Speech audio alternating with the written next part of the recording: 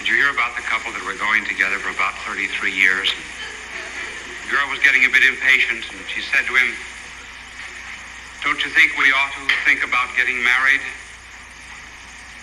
And he said, "At our age, who'd be having either of us?"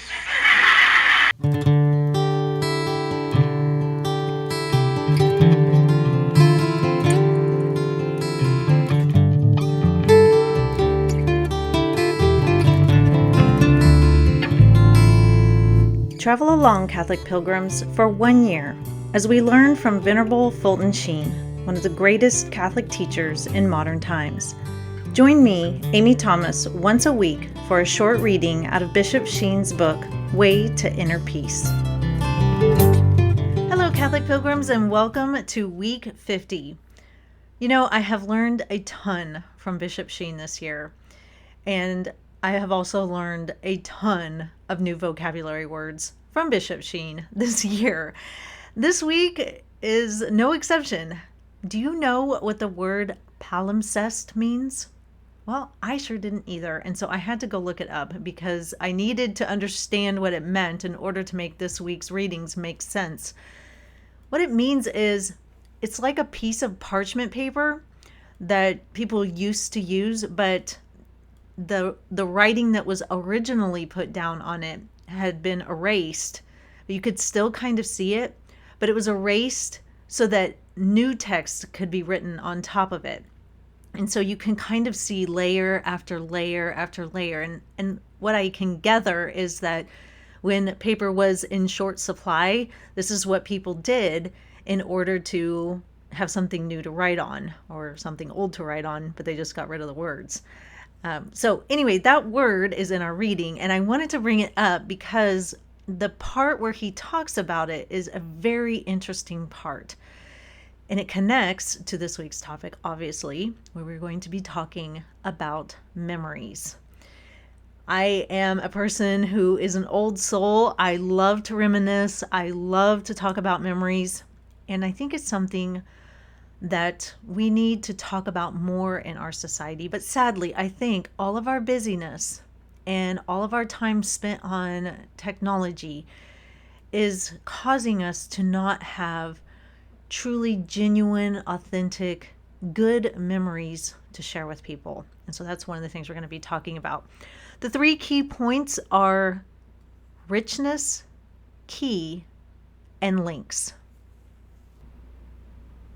Number 50, memory. Memory is one of the most neglected factors in modern education. In previous generations, children had to memorize poetry, irregular verbs, and important historical dates, and such is still the case in many European schools. Perhaps the neglect of memory is in part due to the modern contempt of anything that implies effort, discipline, and application. But the penalties are terrific as businessmen go madly searching for typists who can spell. God has blessed some people with remarkable powers of retention. It is said that Themistocles knew by heart the names of 20,000 citizens of Athens. History records that Cyrus knew the names of every soldier in his army. On the other hand, Aristotle held that people who have such vivid memories for details never have good judgment. This may be because images pile up with such rapidity as to destroy the relation between abstract ideas, which are essential for judgment. Lord Bacon and Coleridge both held that nothing that is impressed on the memory ever leaves it. This is evident in persons who in old age are brought before the scenes of their childhood, and immediately names, places, and incidents come out from their storehouse of memory, and the past is lived again. As old palimpsests bear the original writing under dust or new messages, so the memory retains all that we have seen and heard, said and done. Today is but the product of all our yesterdays, and our present is but the harvest of the past.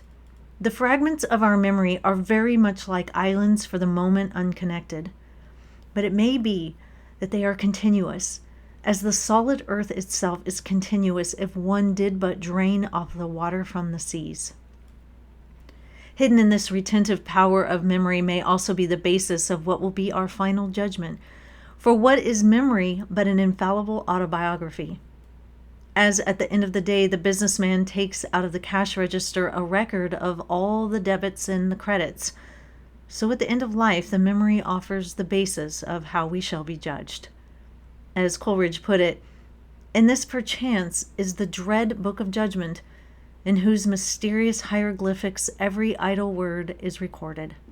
Yes, in the very nature of a living spirit, it may be more possible that heaven and earth should pass away than that a single act, a single thought, should be loosened from that living chain of causes to all those links, conscious or unconscious. The free will, our own absolute self, is co-extensive and co-present. Memory is the source of unhappiness to many people today, hence their attempts to stifle it with alcohol and drugs. What is the explanation for the vast amount of sleeping tablets sold to the American public? It has been pointed out that enough are sold to put every person in the United States to sleep 22 nights a year, or to put 9 million people to sleep 365 nights a year. Undoubtedly, some of this is medically necessary for the easing of pain, but more likely most of the pills are taken in an effort to forget or get away from it all. The memory has the peculiar trick of never asking our permission for anything it shoots up into our consciousness. Sometimes, the more displeasing the ideas are, and the harder we try to forget them, the quicker and the more often they flash before our eyes. It is a psychological fact that the more the mind fears a thing, the more that fearful thing comes like a ghost out of the past to torture it. What we hate and dread, we remember best, and nothing that we present to our mind can blot it out. No wonder Macbeth, in desperation, asked his physician, "Canst thou not pluck from the memory a rooted sorrow, raise out of the written troubles of the brain which weigh upon the heart?" What is driving people to sleeping tablets is to some extent driving them to psychoanalytical couches. They are in flight from what is distasteful and what cannot be blotted out. And most often, it is unrequited guilt. We point out these sad facts to remind those who are full of fears and anxieties that there is another remedy besides sleeping tablets, and that is consciously confronting our guilt and asking the pardon of God. Another way is to live right, so we won't have to try to forget. I grew up in Kansas, and I lived there until I was 22. And for most of my life, I lived basically in the same town. Obviously, when I went off to college, I didn't. And when I was a little girl, I didn't. But for my growing up years, I lived in the same town in a couple of different houses. But for the most part, same scenery, same people, and everything like that. And to add to that, I have a mother who does not take pictures. Like, she likes the idea of pictures, but she just does not take them. And so there isn't a lot of documentation of my life under the age of 22. And so because I lived in the same place pretty much for all my growing up years and pretty much in the same two houses, and my mom never took any pictures, one year just bleeds into the other. I can't distinguish the years really. Like, I can't say, oh, this is when that happened. Mostly the best I can do is just give a general time frame, like, oh, I think I was like 7, 8, or 9, or oh, I think I was 14, 15, or something like that. Except for when I get into my high school years, then it's kind of clear. But it's so interesting because my children have the exact opposite experience. Because they've always been military brats, their lives are segmented by our moves. And I love to take pictures. And so every year I make a scrapbook, and they can look through them whenever they want, and they look at all the pictures of their lives and all the places that we've been.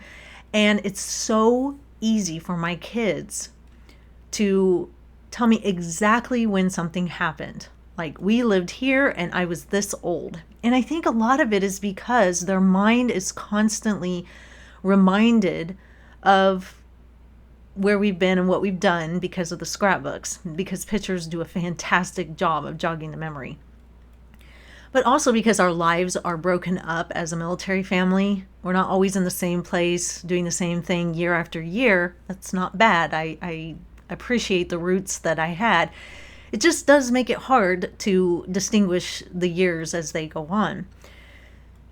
But I love the fact that my kids have all these wonderful memories. And I have wonderful memories from my childhood as well. But my kids are just so distinct. I mean, you ask them anything about a certain year and they will rattle off all the different things that we've done. And I love that. I love that when they grow up and have their own children and when they get married, I love that they're going to have all of these wonderful, good memories to tell their family and to share with their family. And for us as a family, when they come back for holidays and things like that, for us to sit around and reminisce about all the wonderful things that we did when they were young and as a family. And so good memories are so important to talk about and reminisce about because, as Bishop Sheen says, today is but the product of all our yesteryears, and our present is but the harvest of the past. And so that's why memories are so important. It tells us where we've been and where we're going. You know, what path we're on, what got us to this place, what got us to the present moment, what has shaped and formed us, and all of those things. We talked about character last week. But here's my fear. Like I said, my kids, they can rattle off memories like nobody's business. I mean, my oldest, she seriously can pull up the most obscure memory and she'll ask me about it. I'm like, wow, I don't remember that at all. And she's like, how can you not remember that? And I'm like, how can you remember it? It's so obscure. Like, it seems meaningless, but she remembers it. Like, she can remember clothes that she was wearing on a certain day. It's incredible. I mean, she does have a great memory. All my kids have a great memory. But something that they've noticed is that when they're with other people, very few other people around their age are able to recall memories like they can. And I'm not saying my kids are totally unique in this. It's just, on a whole, their generations lack a lot of memory or memories. And I think a big reason why that is because people in their age ranges have spent so much time in front of screens that they don't have anything to share. I mean, what are you going to share? Hey, I played video games for hours on end, or hey, I watched TikTok video after TikTok video, or hey, I binged on Netflix one entire weekend. I mean, that's not things that anybody's interested in. It's not anything that you can really share. I mean, if you want to talk about a TV show that you're watching and discuss it and things like that, sure, but that's not even what people are doing. So many younger people don't have like these good memories. I mean, my kids will go on and on, my girls especially, because they're very close in age and they spent a lot of time together when they were younger. They will go on and on about how when we lived in Virginia the first time, we lived in this great neighborhood. We had this great house. They were free to roam. And, you know, they collected blackberries and they made blackberry jam and they went and sold it around the neighborhood. And there were funny stories from the selling of the jam. And they reminisce about that all the time. And they have all of these memories from that neighborhood of playing outside with their friends and riding a wagon down the road, down a hill, and how much fun that was. I mean, it's just enriched childhood memories. And a lot of kids today just don't have that because too many kids have spent too much time in front of screens and they don't have anything to share. They're not doing anything. There's nothing of substance or value there. And I really think that is robbing our kids of the memories that you hold on to, that as you get older in life, you can look back on and smile. I mean, what are kids today going to look back on and smile about their childhood? It's just going to be one big blur. And there's nothing there. It's just going to be, just sitting playing Minecraft for forever. That's not a good memory. That's not anything to offer to somebody or to offer to yourself in order to make you feel nostalgia or reminiscent or sentimental or, anything like that. There's just none of that is there. And what are these people going to tell their kids and grandkids about what life was like when they grew up? My dad is such a good storyteller. And through my entire life, he has always told me about the memories of his life before I was ever born. And my dad was a rebel rouser and spent, rowdy nights in jail and got into all kinds of trouble. That's just the kind of teenager he was in the 70s. And, a rock and roller and all that kind of stuff. But he has some stories. Oh my gosh, does my dad have stories?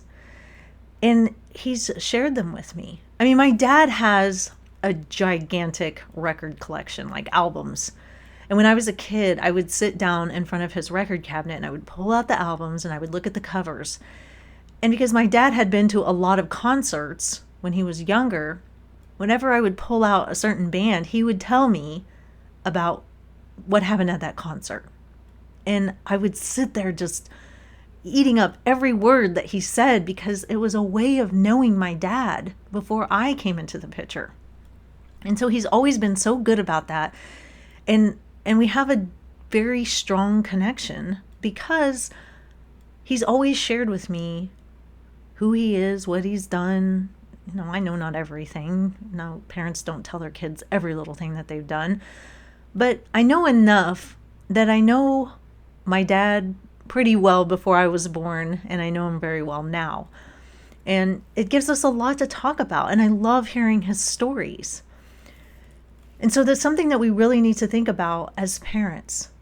My family, we don't let our kids have phones until they start to drive. No tablets. I hate tablets. I hate video games.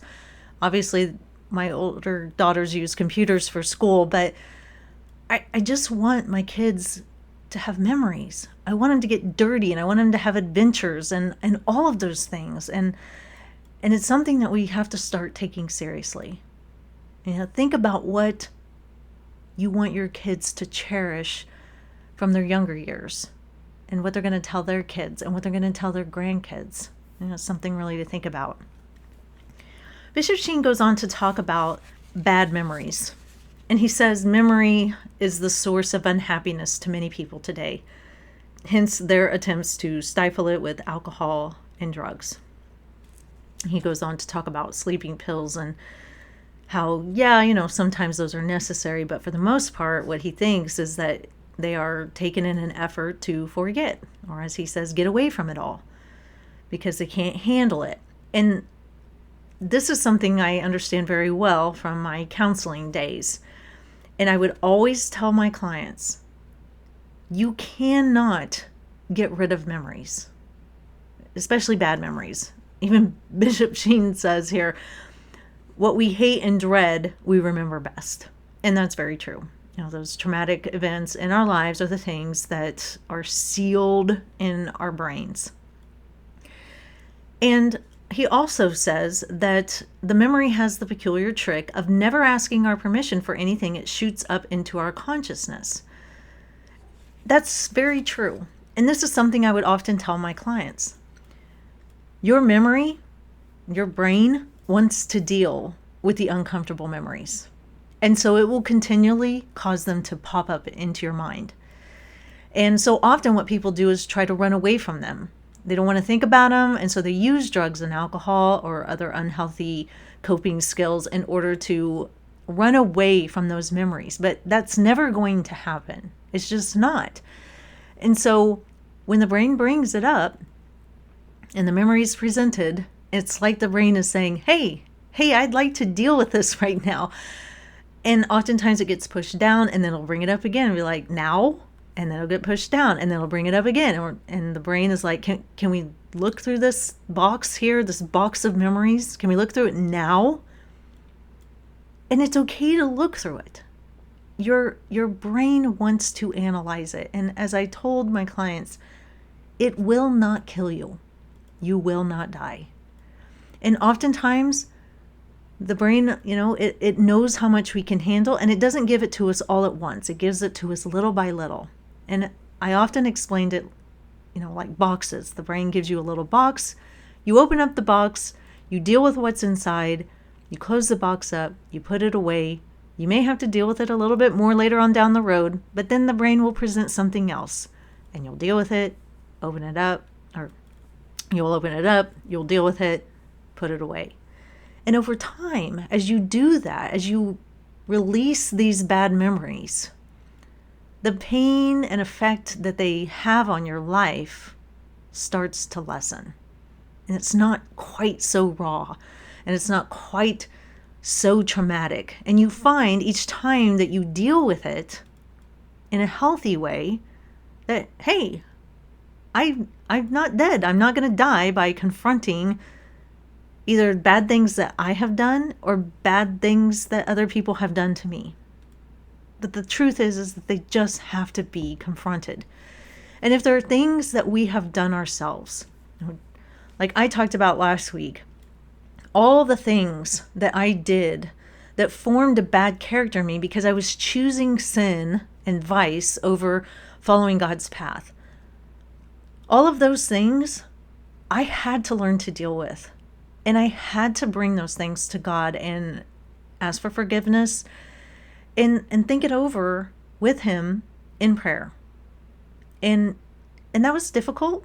And it's still hard sometimes, because sometimes, the devil likes to bring up those types of things. He likes to bring up the sins of our past in order to make us feel like, oh, we really haven't been forgiven, or, oh, look what a horrible person you are. God could never really love you. You're not worthy of His love. The devil loves to do that because memories never go away. They can only just lessen. The negative effects that they cause can be lessened over time once we deal with them. They have to be dealt with. And so, it's just something that you have to remember, that confronting them is healthy and good. And you don't have to do it all at once. And you should do it with God right there with you in prayer. And He will be with you. And obviously, if you need to go talk to somebody to help sort things out and talk through things, that's good too. There's nothing wrong with that at all. And Bishop Sheen says here at the very end, he says, consciously confronting our guilt and asking the pardon of God is actually a really good remedy, probably one of the best remedies to healing our mind into dealing with the bad memories rather than taking sleeping pills or using drugs and alcohol. And then the last thing he says is, and another way is to live right so that we don't have to try to forget. And yeah, I wish I would have thought about that when I was going down some bad paths. But here to wrap up the end, what I want to talk about with you is the sharing of memories. Like I said, my dad is so good about sharing his memories. And I think it's important for parents to share their memories with their children. I have always been an open book with my kids. Obviously, I don't tell them every little thing, but for the most part, I've been an open book about my struggles in my teenage years. I haven't told them everything, but I've told them enough that they get the idea. Just who I was, what I liked, what I didn't like, what I did with my free time, my friends. I've told them all about that because I want them to know me more than just the years that they spent with me. I want them to see the whole picture. I want them to understand, why their mom has a hard time with anger sometimes. And I want them to know where that comes from. And I want them to know why there's sometimes a harshness to me. And then I have a hard time sometimes being gentle and soft and, just a super accepting mom of everything. I want them to know and to understand why those are things that I struggle with. I want them to see the big picture. And so I do. I think it's really important that when it's appropriate and, obviously as they age, to share your memories and let your kids get to know you. Because think about it.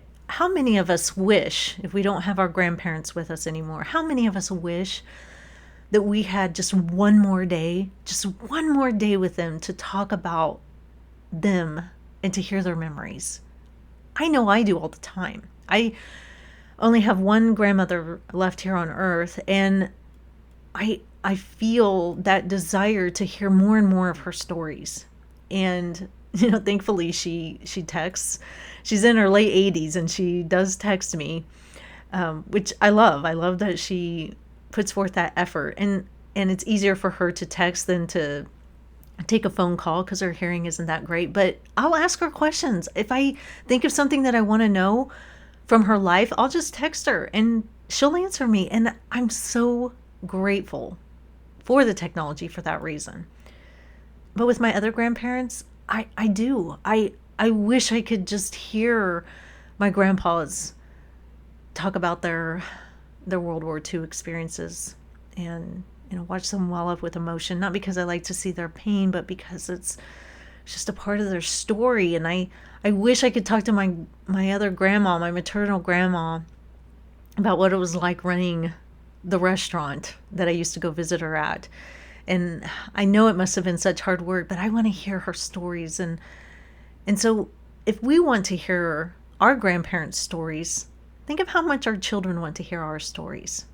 And so I would really encourage you, maybe your kids are out of the house, but if they come home for holidays, or if they're still in your home right now, or your grandkids come around, at the dinner table, talk about memories. Share your memories.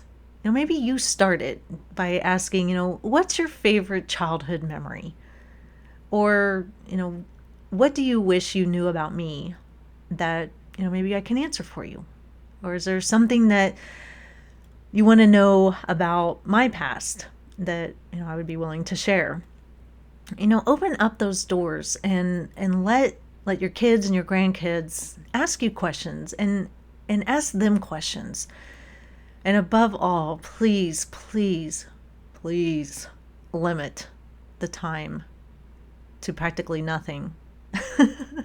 Limit the time that your kids spend on their phones, because we truly do want them to have a rich memory bank, not one just full of staring at screens, because our memories are the key. They are the link to who we are and to our family members.